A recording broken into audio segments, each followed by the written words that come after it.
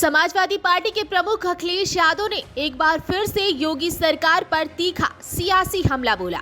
उन्होंने झांसी बबीना में किसानों की जमीन के अधिग्रहण, मजदूरों की समस्याओं, जेपीएनआईसी बेचने और अमन यादव इनकाउंटर और मॉकड्रिल समेत कई मुद्दों पर खुलकर आज बात की है। उन्होंने झांसी में कोटखेड़ा और राजापुर में जमीनों को अधिग्रहण को लेकर किसानों से मुलाकात भी की। अखिलेश यादव ने कहा, किसानों का नाम खतौनी में दर्ज नहीं है, इसीलिए उन्हें जमीन अधिग्रहण का लाभ नहीं मिल रहा है।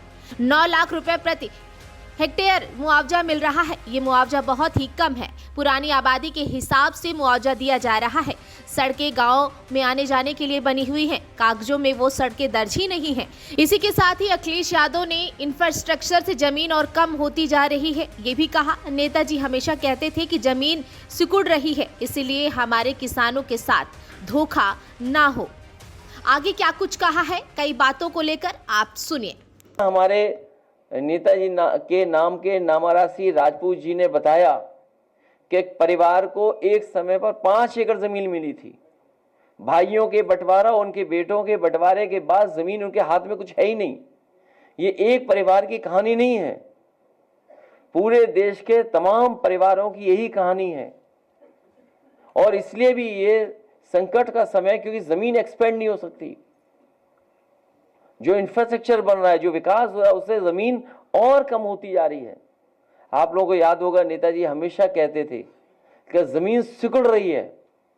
जितनी सड़कें बनेंगी, जितना इंफ्रास्ट्रक्चर काम होगा, हमारी जमीनें उतनी कम हो जाएंगी। कभी किसी ने पुराना लखनऊ देखा होगा तो लखनऊ छोटा सा शहर रहा होगा। जहां से ये लोग चल कर गए बबीना, मैं समझता हूं जिस समय बबीना बना होगा, जो कैंटोनमेंट एरिया आमड के लिए निश्चित किया गया, झांसी और बबीना के बीच में हो सकता है सुनसान जगह रही हो, लेकिन आज बबीना और झांसी की जमीनों की कीमतों में कोई फर्क नहीं है, ज्यादा ही होगा एक दूसरे के से लगभग। इसलिए हमारे किसानों के साथ धोखा ना हो। झांसी के किसानों की हम मदद करना चाहते हैं।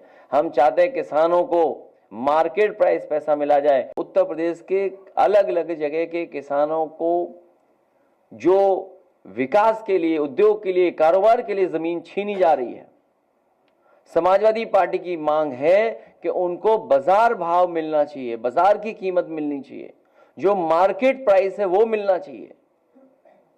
और दबाव बना करके किसी भी सहमति के कागज पर दस्तखत नहीं कराने चाहिए।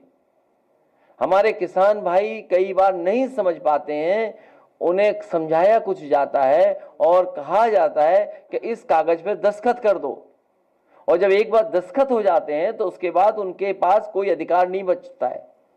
जब लैंड एक्विजिशन एक्ट है और हम और आप सब ये मानते हैं कि हमें किसानों के साथ खड़े रहना है, किसानों को लाभ पहुंचाना है, तो सर्किल रेट बढ़ा करके जो 4 गुना मुआवजा है या मार्केट वैल्यू है, मार्केट वैल्यू के हिसाब से उनको मिलना चाहिए। और जिन किसानों के नाम पर जमीन दर्ज नहीं है, क्योंकि सरकार ने ही उन्हें जमीन दी है जब स्थापित हुए हैं, तो और अगर सरकार ने ही विस्थापित किया है, पहले भी उनकी जमीन ली जा चुकी है और फिर जमीन ली जा रही है।